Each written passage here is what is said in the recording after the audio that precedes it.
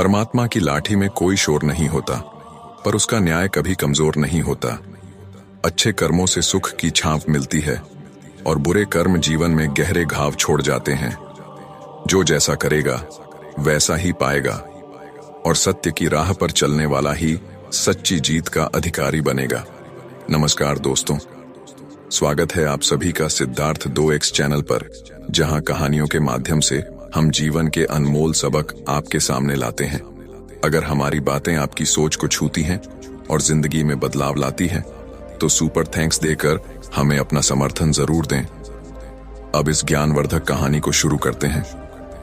बारिश के मस्त माहौल में एक साधु खुशी और संतोष से भरा हुआ रास्ते पर चल रहा था। पानी की बूंदें उसके चेहरे पर पड़ रही थीं, लेकिन वह किसी भी चिंता से बेपरवाह था। चलते चलते उसकी नजर एक मिठाई की दुकान पर पड़ी। वहां एक कढ़ाई में गर्म दूध उबाला जा रहा था और दूसरी कढ़ाई में सुनहरी जलेबियां तली जा रही थीं। साधु कुछ पल के लिए रुक गया। शायद उसे भूख का एहसास हुआ था। वह हलवाई की भट्ठी के पास जाकर ध्यान से गर्माहट महसूस करने लगा। साधु के पास पैसे तो थे नहीं, क्योंकि उसकी जेब ही खाली थी, इसलिए वह बिना कुछ कहे जाने के लिए मुड़ा। लेकिन वहां मौजूद हलवाई, जो नेक दिल इंसान था, ये सब देख रहा था। उसे रहा नहीं गया। उसने एक प्याला गर्म दूध और कुछ ताजी जलेबियां लाकर साधु को दे दी। साधु ने आशीर्वाद देते हुए गर्म दूध और जलेबियां खाईं। उसके चेहरे पर संतोष झलक रहा था। भोजन करने के बाद उसने दोनों हाथ आसमान की ओर उठाए और हलवाई के लिए दिल से प्रार्थना की। अब साधु का पेट भर चुका था। वह अपने ही आनंद में मग्न बारिश के गंदे पानी के छींटे उड़ाते हुए चलने लगा। उसकी मस्ती में किसी भी दुख या परेशानी का कोई असर नहीं था। उसी समय एक युवा नवविवाहित जोड़ा भी बारिश से बचते बचाते साधु के पीछे चल रहा था, लेकिन साधु को इसका कोई अंदाजा नहीं था। अचानक साधु ने बारिश के गंदे पानी में जोर से पैर मारा और वह कीचड़ भरा पानी पीछे चल रही युवती के कपड़ों पर जा गिरा। युवती का पति यह देखकर गुस्से से आग बबूला हो गया। उसने साधु को पीछे से पकड़ा और चिल्लाया, अंधे हो क्या? तुम्हें दिखता नहीं? तुम्हारी हरकत की वजह से मेरी पत्नी के कपड़े गंदे हो गए हैं। साधु हक्का बक्का होकर खड़ा रहा। युवती ने आगे बढ़कर अपने पति को रोकने की कोशिश की, लेकिन उसका क्रोध इतना भयानक था कि वह भी डर कर पीछे हट गई। वहां मौजूद राहगीर सब कुछ देख रहे थे, लेकिन किसी में भी साहस नहीं था कि उस युवक को रोके। अचानक उस युवक ने गुस्से में साधु के चेहरे पर जोरदार थप्पड़ मार दिया। साधु लड़खड़ाकर कीचड़ में जा गिरा। युवक अपने किए पर मुस्कुराता हुआ वहां से चला गया। साधु ने धीरे धीरे ऊपर देखा। उसके चेहरे पर कोई गुस्सा नहीं था, केवल एक शांत मुस्कान थी। उसने आसमान की ओर देखा और कहा, वाह मेरे भगवान, कभी गर्म दूध और जलेबियां और कभी गर्म थप्पड़। जो तू चाहता है वही मुझे भी मंजूर है। दोस्तों, क्या हमने कभी सोचा है कि जीवन में साधारणता और मस्ती से भरी ये बातें हमें कितनी बड़ी सीख दे सकती हैं? अगर हमारी ये कहानियां आपको प्रेरित करती हैं, तो सुपर थैंक्स देकर हमें अपने दिल से बताएं कि हम सही राह पर हैं। आगे की कहानी में इस साधु की जिंदगी में और क्या क्या मोड़ आते हैं, यह जानने के लिए जुड़े रहिए हमारे साथ। साधु बाबा ने यह कहकर कि जो तू चाहता है वही मुझे मंजूर है, अपने रास्ते पर चलना शुरू कर दिया।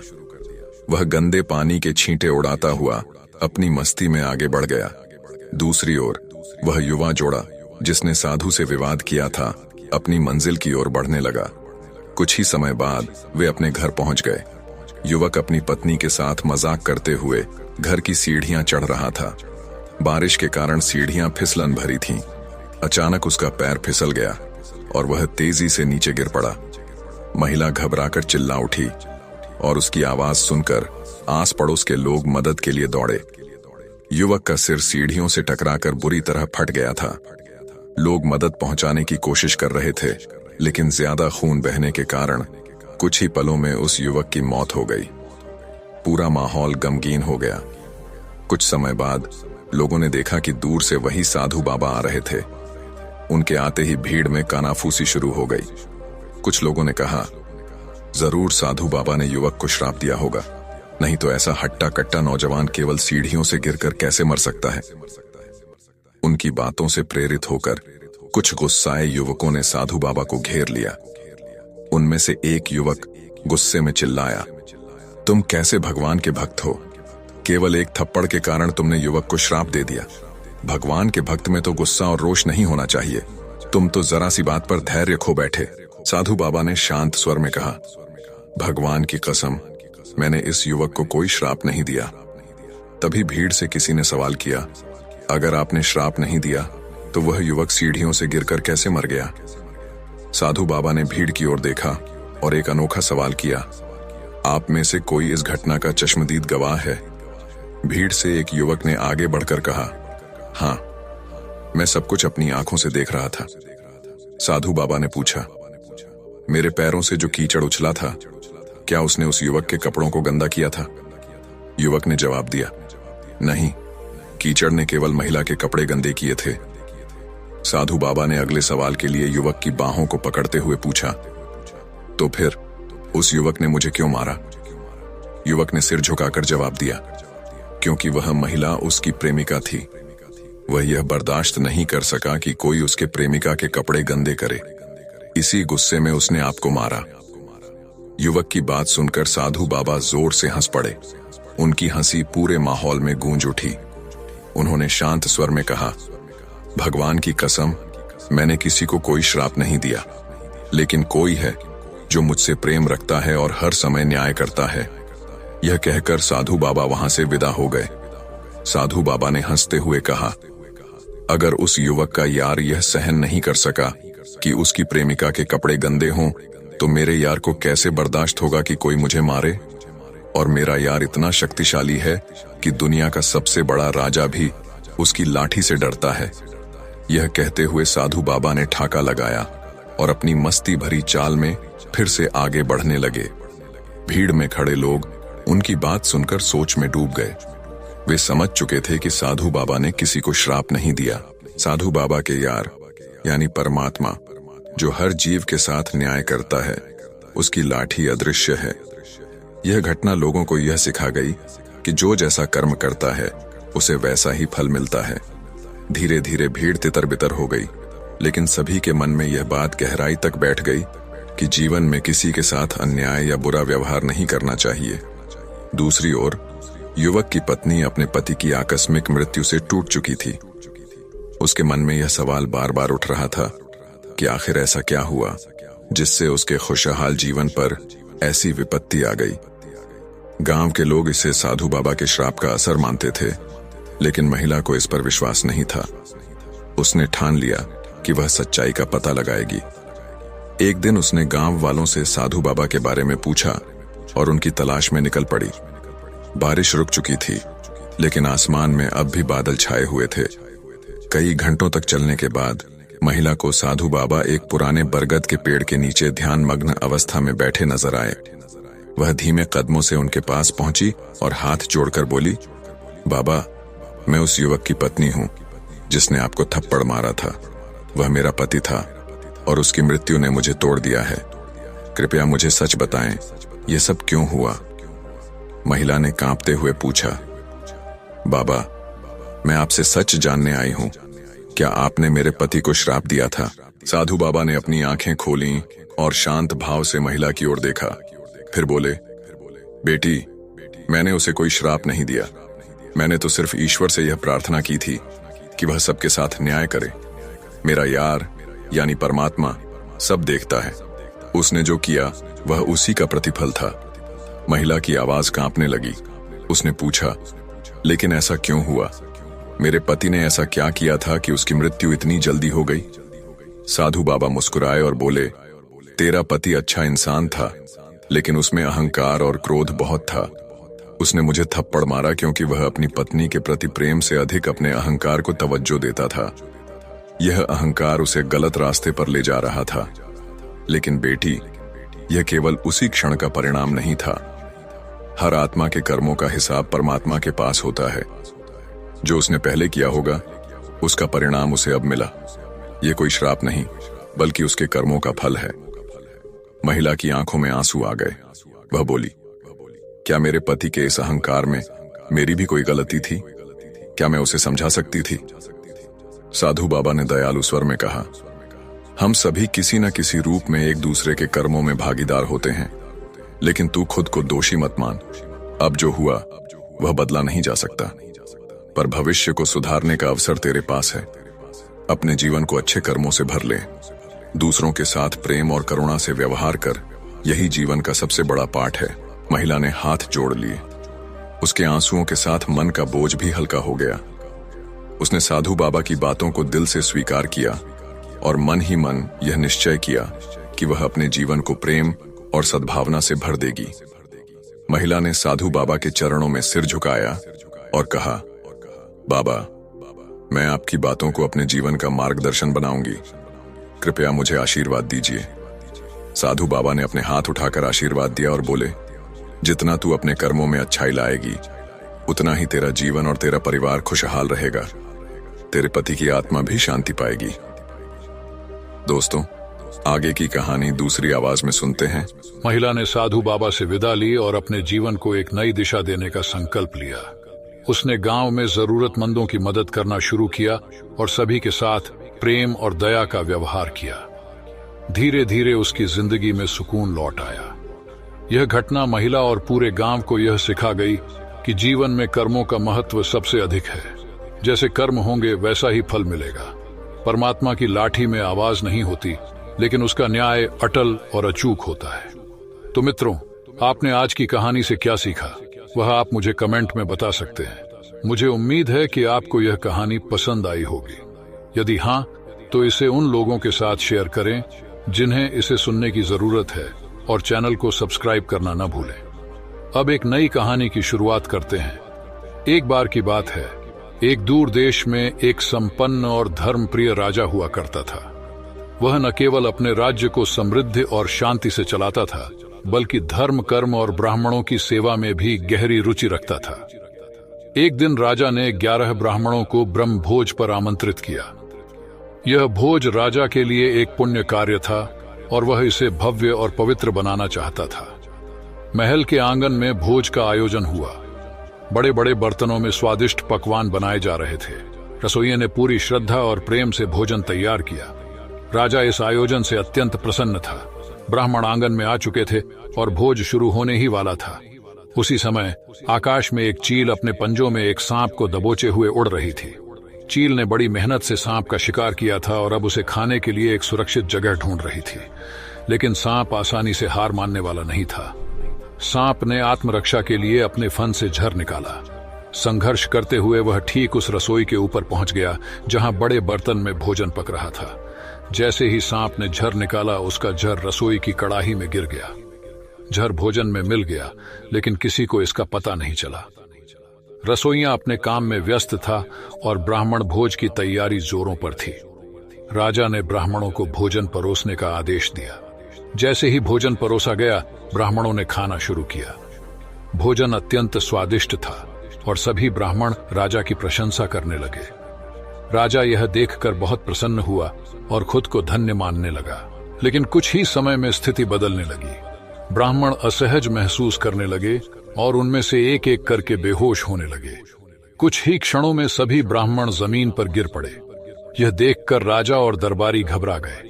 राजा ने तुरंत अपने वैद्य को बुलवाया। वैद्य ने ब्राह्मणों की स्थिति देखकर कहा, महाराज, यह भोजन विषैला हो चुका है, इसमें झर मिला हुआ है। यह सुनकर राजा स्तब्ध रह गया। उसने पूछा, यह कैसे संभव है? यह भोजन तो पूरी पवित्रता और सावधानी से तैयार किया गया था, इसमें झर कैसे आ सकता है? वैद्य ने भोजन की गहन जांच की और निष्कर्ष निकाला, महाराज, यह झर सांप का है। यह स्वाभाविक रूप से भोजन में गिरा होगा। राजा ने तुरंत रसोइये को बुलाया और पूछा, रसोई में कुछ असामान्य हुआ था क्या? रसोइये ने उत्तर दिया, महाराज, मैंने भोजन पूरी सावधानी से बनाया, लेकिन हाँ, मैंने देखा था कि एक चील रसोई के ऊपर से उड़ रही थी। उसके पंजों में शायद एक सांप था। यह सुनकर राजा को पूरी घटना समझ में आ गई। उसने महसूस किया कि यह एक दुर्भाग्यपूर्ण संयोग था, लेकिन स्थिति अत्यंत गंभीर थी। अगर ब्राह्मणों की जान नहीं बचाई गई तो इसका दोष राजा पर आ सकता था। राजा ने वैद्य से पूछा, क्या ब्राह्मणों की जान बचाई जा सकती है? वैद्य ने उत्तर दिया, महाराज, इनकी जान बचाने के लिए तुरंत उपाय करना होगा। हमें कुछ दुर्लभ जड़ी बूटियों की आवश्यकता है जो पास के जंगल में पाई जाती हैं, लेकिन वे जड़ी बूटियां ढूंढना आसान नहीं है। समय बहुत कम है। राजा ने तुरंत सैनिकों और अपने मंत्रियों को बुलाकर आदेश दिया, जो भी इन जड़ी बूटियों को लाएगा उसे मैं पुरस्कृत करूंगा। हमें ब्राह्मणों की जान बचाने के लिए हर संभव प्रयास करना होगा। सैनिक और राजा के अन्य सहयोगी जंगल की ओर रवाना हो गए। राजा स्वयं भी चिंतित और व्यथित होकर ब्राह्मणों के पास बैठा रहा। वह मन ही मन ईश्वर से प्रार्थना करने लगा कि ब्राह्मणों की जान बच जाए। जंगल में जड़ी बूटियां ढूंढना आसान नहीं था। क्या सैनिक समय पर वापस लौट पाएंगे? क्या राजा ब्राह्मणों की जान बचाने में सफल होगा? अगले भाग में इस घटना का परिणाम जानेंगे। राजा ने तुरंत अपने सैनिकों को जड़ी बूटियां लाने के लिए जंगल भेजा। सैनिकों ने जल्दी से दुर्लभ जड़ी बूटियों को ढूंढ निकाला और वापस लौटे। वैद्य ने उन जड़ी बूटियों से औषधि तैयार की और उसे ब्राह्मणों को दिया। धीरे धीरे ब्राह्मणों की हालत सुधरने लगी। जब सभी ब्राह्मण स्वस्थ हो गए तो राजा ने हाथ जोड़कर सबके सामने माफी मांगी और कहा, यह मेरे जीवन की सबसे बड़ी भूल थी। हालांकि यह घटना अनजाने में हुई, लेकिन मैं इसकी पूरी जिम्मेदारी लेता हूं।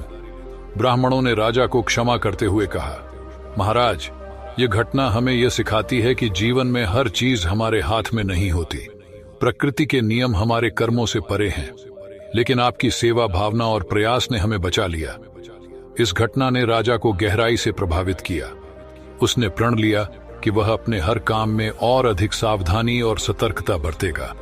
साथ ही उसने यह भी सीखा कि जीवन में कभी घमंड नहीं करना चाहिए, क्योंकि कई बार हमारी योजनाओं के बावजूद चीजें हमारे नियंत्रण से बाहर हो जाती हैं। इस कहानी से हमें यह शिक्षा मिलती है कि जीवन में कई घटनाएं अनजाने में होती हैं, लेकिन हमें हर परिस्थिति में अपने कर्तव्यों को निभाने के लिए तैयार रहना चाहिए। साथ ही यह समझना चाहिए कि हमारी नियति केवल हमारे कर्मों पर निर्भर नहीं होती, बल्कि प्रकृति और समय का भी इसमें योगदान होता है। मित्रों, इस कहानी से आपने क्या सीखा? मुझे कमेंट में बताएं। अगर आपको यह कहानी पसंद आई हो तो इसे उस व्यक्ति के साथ जरूर साझा करें जिसे यह सुनने की जरूरत है। साथ ही चैनल को सब्सक्राइब करना न भूलें। सपने पूरे करने का सफर यहीं से शुरू होता है। हमारी मेंबरशिप ज्वाइन करें और अपनी लाइफ को अगले लेवल पर ले जाएं। तो दोस्तों, देर मत कीजिए, अभी हमारे चैनल पर जाएं, मेंबरशिप लें और इस नए सफर की शुरुआत करें। आपकी नई जिंदगी बस एक क्लिक दूर है। चलते चलते फिर मिलते हैं एक नई कहानी के साथ। तब तक अपना ख्याल रखें। धन्यवाद। दोस्तों, अब शुरू करते हैं इस दिलचस्प कहानी का अगला भाग। ध्यान दें, क्योंकि इस कहानी में छुपा है भाग्य और समय का अद्भुत खेल। राजमहल में रात्रि का अंधेरा छाया हुआ था। बनिए का बेटा, जो दुखी होकर अपने घर से दूर किसी अनजान नगर में भटक रहा था, संयोगवश उसी रात राजमहल के पास पहुंचा। तभी उसने देखा कि महल के ऊपर से एक मजबूत चमड़े की रस्सी नीचे लटक रही है। कौतूहलवश वह रस्सी को पकड़कर चढ़ने लगा। जैसे ही वह ऊपर पहुंचा, राजकुमारी सोमवती ने उसे राजकुमार समझकर अपने कक्ष में खींच लिया। अंधेरे में वह उसकी पहचान न कर सकी। राजकुमारी ने अपने कोमल स्वर में उससे कहा, आप कुछ बोलते क्यों नहीं? क्या मुझसे मिलने का यह अवसर आपको पसंद नहीं आया? बनिए के बेटे ने अपने प्रिय वाक्य को दोहराते हुए कहा, मनुष्य अपने भाग्य का लिखा अनायास ही प्राप्त कर लेता है। राजकुमारी को उसका उत्तर समझ नहीं आया, लेकिन उसकी गंभीरता और आत्मविश्वास ने उसे प्रभावित किया। उसने सोचा कि यह राजकुमार अपने व्यक्तित्व में बहुत गूढ़ और रहस्यमयी है। मित्रों, इस कहानी से हमें यह सीख मिलती है कि भाग्य और समय का खेल कितना अद्भुत होता है। कभी कभी जो हमें अनपेक्षित लगता है, वह वास्तव में हमारे जीवन का भाग्य होता है। कहानी का अगला भाग और भी रोचक होगा। ये जानने के लिए जुड़े रहिए, और अगर आपको आज की कहानी पसंद आई हो तो इसे अपने दोस्तों के साथ साझा करें। साथ ही चैनल को सब्सक्राइब करना न भूलें। सपने पूरे करने का सफर यहीं से शुरू होता है। हमारी मेंबरशिप ज्वाइन करें और अपनी जिंदगी को अगले स्तर पर ले जाएं। तो दोस्तों, देर मत कीजिए, अभी हमारे चैनल पर जाएं और इस नए सफर की शुरुआत करें। मित्रों, कहानी में अब तक भाग्य और संयोग का खेल कई अनपेक्षित मोड़ों से गुजरा है। आइए इस दिलचस्प किस्से को आगे बढ़ाते हैं। राजमहल से निकाले जाने के बाद बनिए का बेटा एक खंडित हनुमान मंदिर में सोने चला गया। आधी रात का समय था। उसी दौरान नगर का रक्षक अपनी प्रेयसी से मिलने मंदिर पहुंचा। उसने सोते हुए युवक को जगाकर पूछा, कौन हो भाई, यहां क्यों सो रहे हो? बनिए के बेटे ने उत्तर दिया, मुझ अभागे का न तो कोई घर है न द्वार, दुनिया में मेरा कोई सगा संबंधी नहीं। नगर रक्षक ने सख्त लहजे में पूछा, कोई काम धंधा क्यों नहीं करते? बनिए के बेटे ने वही पुराना वाक्य दोहराया, मनुष्य अपने भाग्य में लिखा अनायास ही प्राप्त कर लेता है। नगर रक्षक को लगा कि वह कोई मूर्ख युवक है। उसने कहा, यहां सोना मना है, कहीं और जाकर सो जाओ। थका हुआ और अर्धनिद्रा में बनिए का बेटा कुछ दूर जाकर एक छोटे से मकान के आंगन में सो गया। इत्तेफाक से वह मकान नगर रक्षक की युवा पुत्री चंद्रवाणी का था। वह अपनी प्रेयसी से मिलने के इंतजार में बाहर बैठी थी। अंधेरे में उसने युवक को अपना प्रेमी समझ लिया और कहा, क्या आप अभी तक नाराज हैं जो मुझसे बात नहीं कर रहे? बनिए के बेटे ने उत्तर दिया, मनुष्य अपने भाग्य में लिखा अनायास ही प्राप्त कर लेता है। चंद्रवाणी उसकी आवाज सुनकर समझ गई कि वह उसका प्रेमी नहीं है। वह शर्मिंदा होकर बोली, तुम कौन हो? यहां से तुरंत चले जाओ। नगर की गलियों में भटकते हुए बनिए के बेटे को गाजे बाजे के साथ जाती एक बारात दिखी। वह उत्सुकतावश बारात में शामिल हो गया। बारात दुल्हन के घर पहुंची।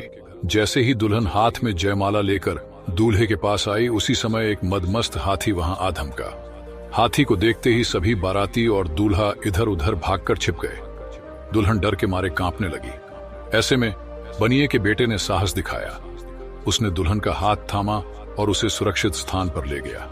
हाथी के जाने के बाद सारे बाराती और दूल्हा एक जगह इकट्ठे हुए, लेकिन दुल्हन के ससुराल वालों ने सवाल उठाया, तुम्हारी बेटी ने एक गैर मर्द को स्पर्श किया है, यह हमारे परिवार के मान सम्मान के खिलाफ है। मित्रों, हम कहानी में अब तक देख चुके हैं कि बनिए के बेटे ने अपनी किस्मत के अनुसार जो पाया, वह न केवल उसे बल्कि उसके आसपास के लोगों को भी प्रभावित करता गया। अब हम जानते हैं कि भाग्य और बुद्धि का मिलाप किस प्रकार से व्यक्ति के जीवन को बदल सकता है। किसान की कड़ी मेहनत और भाग्य पर विश्वास ने उसे संकट से बाहर निकाला था, लेकिन बुद्धि और भाग्य की आपसी बहस एक नई दिशा में मोड़ लेती है। संयोगवश नदी के किनारे एक दिन भाग्य और बुद्धि की मुलाकात हुई। दोनों आपस में बातचीत करने लगे। भाग्य ने कहा, मैं सबसे बड़ा हूं, मैं जिस व्यक्ति का साथ देता हूं उसकी पूरी जिंदगी बदल जाती है। बुद्धि ने उत्तर दिया, मेरे बिना किसी का काम नहीं चलता, यदि बुद्धि नहीं हो तो भाग्य से कुछ भी नहीं बनता। दोनों ने तय किया कि वे एक किसान के पास जाकर यह साबित करेंगे कि कौन ज्यादा शक्तिशाली है। किसान कर्ज के बोझ तले दबा हुआ था। उसकी परेशानियों को देख भाग्य ने बुद्धि से कहा, देखो, मैं इसका भाग्य बदल दूंगा, इसे खुशहाल बना दूंगा, इसे बुद्धि की आवश्यकता नहीं है। दोस्तों, आगे की कहानी दूसरी आवाज में सुनते हैं। इसमें भाग्य ने किसान के खेत में लगे बाजरे के दानों को मोती बना दिया। किसान ने पहले कभी मोती नहीं देखे थे। जब उसने यह मोती देखा तो वह बहुत खुश हुआ, लेकिन कुछ ही समय बाद उसे एहसास हुआ कि ये मोती नहीं बल्कि बाजरे के दाने थे जो पत्थरों जैसे दिख रहे थे। इस भ्रमित स्थिति में वह और अधिक परेशान हो गया। इसी समय राजा और मंत्री उस रास्ते से गुजर रहे थे। मंत्री ने देखा कि किसान के खेत में मोती बिखरे पड़े हैं, तो उसने किसान से पूछा, क्या यह तुम्हारा खेत है? किसान ने उत्तर दिया, जी, यह मेरा खेत है, लेकिन यह क्या हो रहा है? मुझे तो कुछ समझ नहीं आ रहा। मंत्री ने कहा, तुम्हारे खेत में मोती बिखरे पड़े हैं, यह अद्भुत है। यह कहानी हमें यह सिखाती है कि किसी के जीवन में कोई भी बदलाव, चाहे वह अच्छा हो या बुरा, कभी भी अचानक से हो सकता है। मनुष्य जितना चाहे भाग्य से ज्यादा या समय से पहले कुछ भी नहीं पा सकता। हमें कभी भी भाग्य के साथ अपने संघर्ष को छोड़कर उसकी ताकत को स्वीकार करना चाहिए, और जो हमें प्राप्त हो उसे बिना आश्चर्य किए स्वीकार करना चाहिए। भाग्य और बुद्धि का मिलन इस कहानी का मुख्य संदेश है। कभी भी किसी चीज का मूल्य केवल उस समय और परिस्थिति पर निर्भर करता है। किसी भी बदलाव को बिना किसी हर्ष या शोक के अपनाना चाहिए।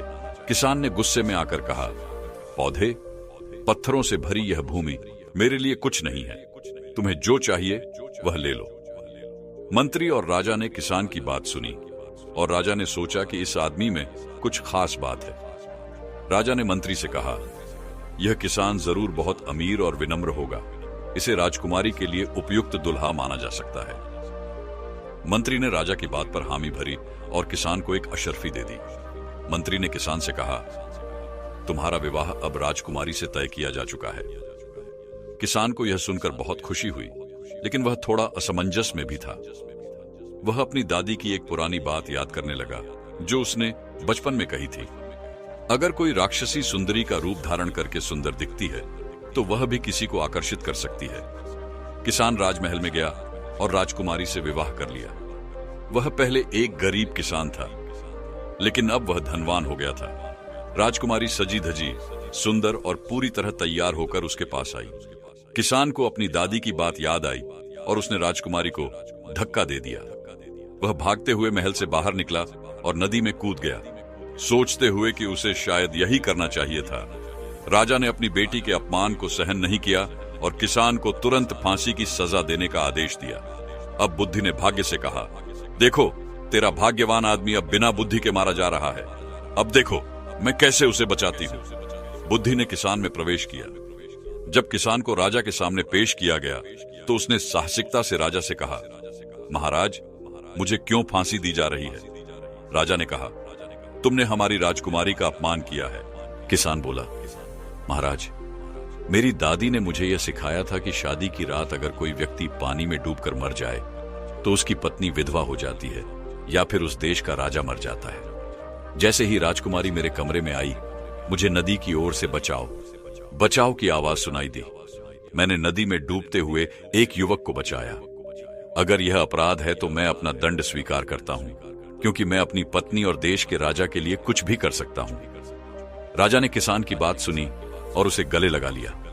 उसने कहा, तुम्हारी बातों में सच्चाई है और मैं अपने व्यवहार के लिए तुमसे माफी मांगता हूं। राजा ने किसान को क्षमा करते हुए उसे राजपाट सौंप दिया। बुद्धि ने मुस्कुराकर भाग्य की ओर देखा। भाग्य ने कहा, आज मुझे यह समझ में आया कि सफलता के लिए हमारे दोनों का मिलना जरूरी है। इस कहानी में हमें यह सीखने को मिलता है कि सफलता के लिए केवल भाग्य ही नहीं, बल्कि बुद्धि और समझ का भी बहुत बड़ा योगदान होता है। सत्संग के हॉल में एक गहरी शांति छाई हुई थी। हजारों श्रद्धालु पुरुष, महिलाएं और बच्चे संत महात्मा के प्रवचन में डूबे हुए थे। संत महात्मा ने जीवन के गहरे सत्य, धर्म, कर्म और मानवता पर अपनी बात रखी। उनकी बातें सबको जीवन के असली मायने समझा रही थीं। प्रवचन समाप्त हुआ और उन्होंने सभा में बैठे सभी श्रद्धालुओं से कहा, यदि किसी के मन में कोई प्रश्न या शंका हो तो वह मुझसे पूछ सकता है। सभी श्रद्धालु चुपचाप संत महात्मा की ओर देख रहे थे। अचानक एक मध्यम आयु का व्यक्ति खड़ा हुआ। उसकी आंखों में गहरी चिंता और बेचैनी थी। उसने हाथ जोड़कर महात्मा से सवाल किया, हे गुरुवर, हमारा पूरा परिवार निस्वार्थ भाव से जरूरतमंदों की सेवा करता है। हम अहिंसा के मार्ग पर चलते हैं। हमने कभी किसी का बुरा नहीं किया और न ही किसी के बारे में बुरा सोचा। फिर ऐसा क्या पाप हुआ कि हमारा पुत्र जन्म से ही अपाहिज है? क्या यह हमारे कर्मों का फल है या फिर हमारे बेटे का दुर्भाग्य? उस व्यक्ति का सवाल सुनकर सभा में मौन छा गया। सभी की निगाहें संत महात्मा पर थीं। हर कोई उनके उत्तर का इंतजार कर रहा था। महात्मा ने कुछ पल के लिए अपनी आंखें बंद की और गहरी सांस ली। फिर उन्होंने धीरे धीरे बोलना शुरू किया, सुनो, तुम्हारा पुत्र जो जन्म से ही अपाहिज है, वह पिछले जन्म में एक किसान का बेटा था। वह एक साधारण बच्चा था जो अपने पिता के खेत में काम करता था। रोज दोपहर में वह अपनी मां से खाना लेकर अपने पिता के पास खेत में जाता था। संत महात्मा ने अपना प्रवचन जारी रखा। एक दिन उसकी मां ने सुबह उसे खाना दिया और कहा, बेटा, पहले तुम खुद खाना खा लो, फिर टिफिन लेकर खेत में जाना। लेकिन उस लड़के के दोस्त ने घर के बाहर से आवाज दी। लड़का बिना सोचे समझे खाना खाए ही बाहर दौड़ पड़ा। जब वह वापस लौटा तो उसने देखा कि एक भूखा कुत्ता उसकी थाली में रखा खाना खा रहा था। यह देखकर वह क्रोधित हो गया। पास में एक लोहे का डंडा पड़ा था और गुस्से में आकर उसने डंडा उठाया और कुत्ते की दोनों टांगों पर जोर से मारा। कुत्ता दर्द से चीखा और भागते भागते उसकी टांगें टूट गईं। कुत्ता अब घसीटते हुए चलता रहा, दर्द और भूख से तड़पता रहा और अंततः उसकी मृत्यु हो गई। संत महात्मा ने इस कहानी का पूरा दृश्य आंखों में समेटते हुए श्रद्धालुओं की ओर देखा जो चुपचाप सुन रहे थे, और फिर उन्होंने कहा, यह तुम्हारा पुत्र वह कुत्ता था। उसके साथ जो हुआ वह तुम्हारे कर्मों का फल है। जिस क्रूरता से तुमने उस कुत्ते को प्रताड़ित किया वह तुम्हारे बेटे की शारीरिक पीड़ा के रूप में तुम्हारे सामने है। सभागार में गहरी सन्नाटा था और हर कोई इस बात को सोचने पर मजबूर था कि हमारे कर्म ही हमारे भविष्य का निर्धारण करते हैं। संत महात्मा की बातों ने सभी को गहरी सोच में डाल दिया। उन्होंने शांति से अपनी बात जारी रखते हुए कहा, वह किसान का बेटा जिसने अपने क्रोध और लापरवाही में उस निर्दोष कुत्ते को इतना कष्ट दिया, वही इस जन्म में तुम्हारा पुत्र बनकर आया है। उसने अपने पिछले कर्मों का फल भोगने के लिए यह शरीर पाया है। यह अपाहिज होना उसी क्रूरता का परिणाम है। संत महात्मा की यह बात सुनकर उस व्यक्ति के चेहरे पर चिंता और भी गहरी हो गई। उसकी आंखों में आंसू थे। उसने कांपते हुए कहा, गुरुवर, क्या इसका कोई उपाय है? क्या हमारे बेटे के कर्मों का प्रायश्चित हो सकता है? संत महात्मा ने उत्तर दिया, कर्म का फल भोगे बिना समाप्त नहीं होता, लेकिन निस्वार्थ सेवा, दया और प्राणी मात्र की भलाई के कार्य इस पीड़ा को कम कर सकते हैं। अपने बेटे को यह सिखाओ कि वह अपने जीवन में दूसरों की मदद करे और कभी भी किसी जीव को कष्ट न दे। जब उसके कर्म सुधरेंगे तो उसकी आत्मा का बोझ भी हल्का होगा। संत महात्मा ने गहरी सांस ली और आगे कहा, संसार एक कर्म भूमि है जहां हर आत्मा अपने अपने कर्मों का फल भोगने और सुधारने आती है। यह जरूरी नहीं कि हर कष्ट केवल दंड हो, बल्कि यह आत्मा को परिपक्व बनाने का एक माध्यम भी है। तुम्हारे पुत्र के लिए भी यह जन्म एक अवसर है। यदि वह अपने कष्टों के बावजूद जीवन के उच्च आदर्शों को अपनाए तो उसका भविष्य उज्जवल होगा। सभा में उपस्थित लोग शांत होकर महात्मा की गहरी बातों को सुन रहे थे। हर एक शब्द जैसे उनके दिलों में उतर रहा था।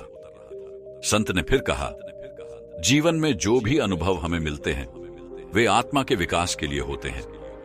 यह समझना बहुत महत्वपूर्ण है कि हर आत्मा का उद्देश्य केवल कष्ट भोगना नहीं है, बल्कि उससे सीख लेना है। तुम्हारे बेटे के लिए सबसे बड़ी सीख यह है कि वह दूसरों की सहायता करे, सहनशील बने और दया का मार्ग अपनाए।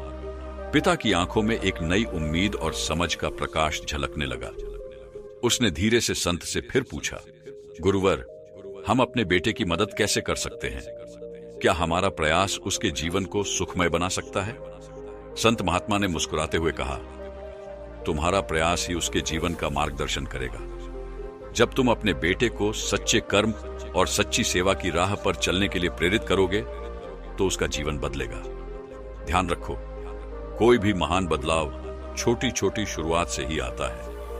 उसके साथ चलकर तुम उसे सिखाओगे कि जीवन की असली ताकत उसके भीतर है, और वह यदि सही मार्ग पर चले तो सभी कष्ट समाप्त हो सकते हैं। संत की बातों ने उस व्यक्ति के दिल को छुआ। उसने निश्चय किया कि वह अपने बेटे को जीवन के सही मूल्य सिखाएगा, ताकि वह अपने कर्मों को सुधार सके और एक बेहतर इंसान बन सके।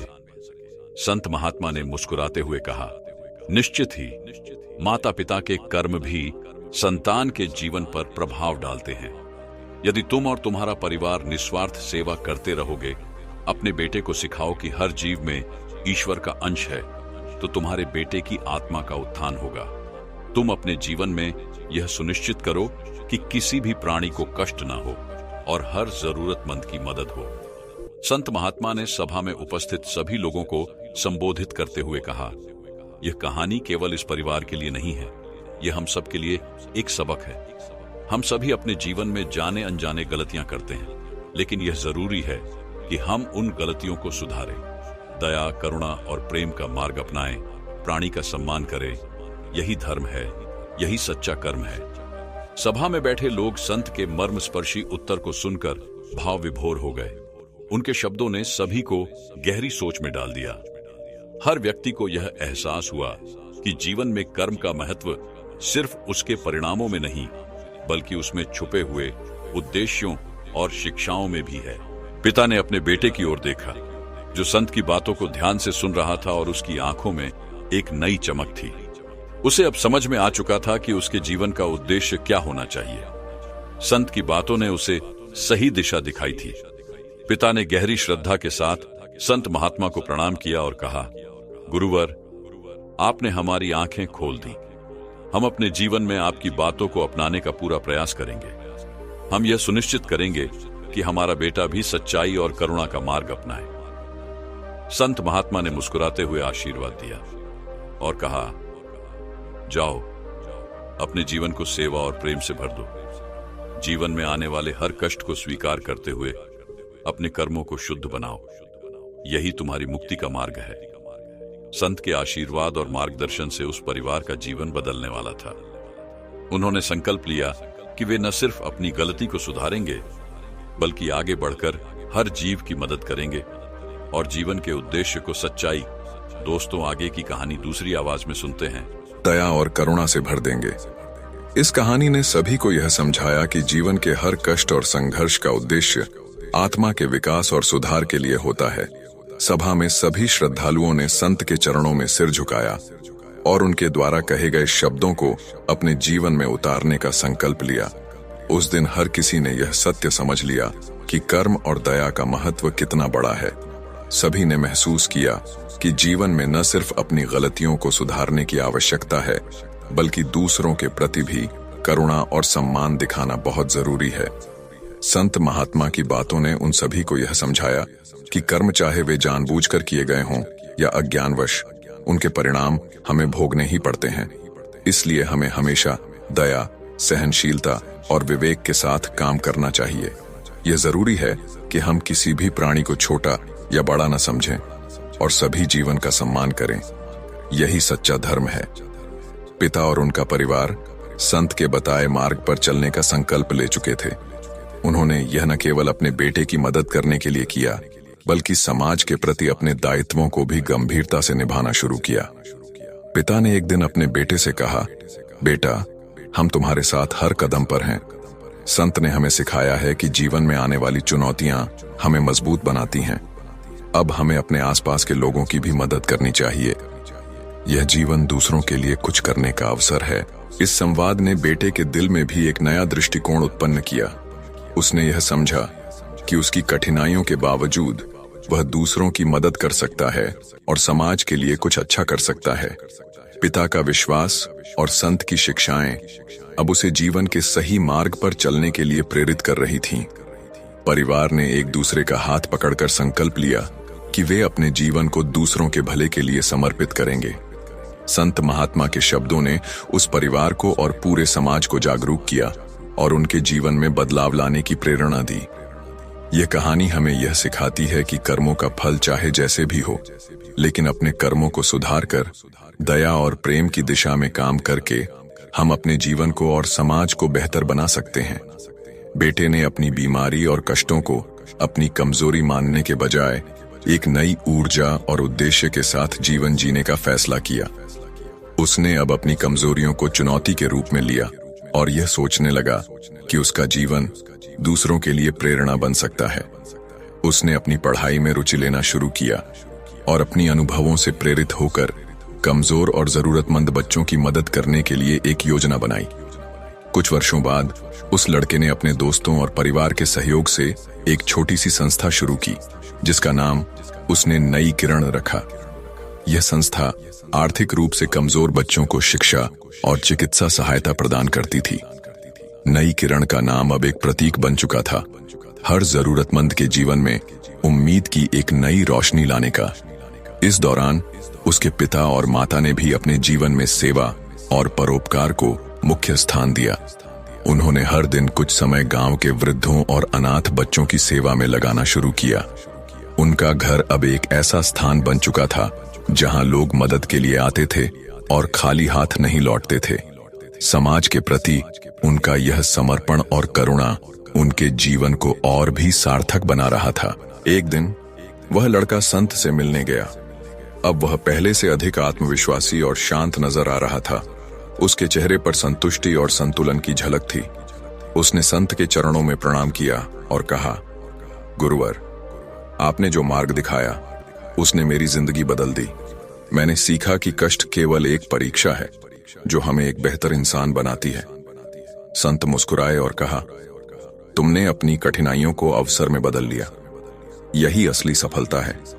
जीवन की असली शक्ति यही है कि हम अपने दुखों से सीखें और उनका उपयोग दूसरों के भले के लिए करें। तुमने अपने जीवन को दूसरों के लिए एक प्रेरणा बना दिया है, यही सच्ची मुक्ति है। यह सुनकर लड़का संत की बातों से और भी प्रेरित हुआ और उसने अपने जीवन को सेवा, दया और करुणा की दिशा में और भी समर्पित करने का संकल्प लिया। उसका जीवन अब एक उज्जवल उदाहरण बन चुका था, जो यह दर्शाता था कि कठिनाइयों से जूझते हुए भी हम अपने लक्ष्य को प्राप्त कर सकते हैं और दूसरों की मदद कर उनके जीवन में एक नई रोशनी ला सकते हैं। यह कहानी हमें यह सिखाती है कि कष्ट हमें केवल मजबूर नहीं करते, बल्कि हमें अपना सही रास्ता खोजने की प्रेरणा भी देते हैं। यदि हम अपने दुखों से सकारात्मक रूप से जुड़ते हैं, तो हम अपने और दूसरों के जीवन में बदलाव ला सकते हैं। अब मैं दूसरों के जीवन में खुशी लाने का प्रयास कर रहा हूं, लड़के ने संत से कहा। संत ने उसे आशीर्वाद देते हुए कहा, बेटा, तुमने जीवन के सच्चे अर्थ को समझ लिया है। यही तुम्हारी आत्मा का उत्थान है। जब तुम दूसरों की मदद करते हो, तो यह केवल उनका नहीं, बल्कि तुम्हारा भी कल्याण करता है। याद रखना, हर व्यक्ति अपने कर्मों से दुनिया को बदल सकता है। संत के आशीर्वाद से लड़के का मन और भी प्रसन्न हुआ। उसने सोचा कि अब तक जो उसने सीखा है, वही उसकी असली सफलता है। इस दिशा में उसका काम और बढ़ेगा और वह अपनी संस्था के माध्यम से समाज में बदलाव लाएगा। उस दिन के बाद लड़के की संस्था नई किरण तेजी से बढ़ी। समाज में उसका नाम आदर और सम्मान से लिया जाने लगा। उसकी कहानी हजारों लोगों के लिए प्रेरणा बन गई। वह अब अपने काम से यह संदेश दे रहा था कि जीवन का उद्देश्य केवल अपने लिए जीना नहीं, बल्कि दूसरों की भलाई में अपना योगदान देना है। समाज में किए गए उसके कार्यों ने एक नई आशा और ऊर्जा का संचार किया। लोगों ने उसकी तरह सेवा और दया के मार्ग को अपनाना शुरू किया। वह जानता था कि एक छोटे से प्रयास से भी जीवन में बड़ा परिवर्तन आ सकता है, और यही वह मार्ग है जो उसे संत से मिला था। इस तरह संत की शिक्षा ने न केवल उस परिवार का, बल्कि पूरे समाज का भविष्य उज्जवल बना दिया। तो मेरे प्रिय मित्रों, आपने आज की कहानी से क्या सीखा, वह मुझे आप कमेंट में बता सकते हैं। मुझे उम्मीद है कि आपको आज की कहानी पसंद आई होगी। अगर आई है तो इस कहानी को उस इंसान को शेयर करें जिससे यह कहानी सुनने की जरूरत है, और उसी के ठीक बाद चैनल को सब्सक्राइब करें। तो चलिए मित्रों, फिर मिलते हैं ऐसी ही एक और नई कहानी में एक नए मैसेज के साथ। तब तक के लिए अपना ख्याल रखें। धन्यवाद। नमो बुद्धाय।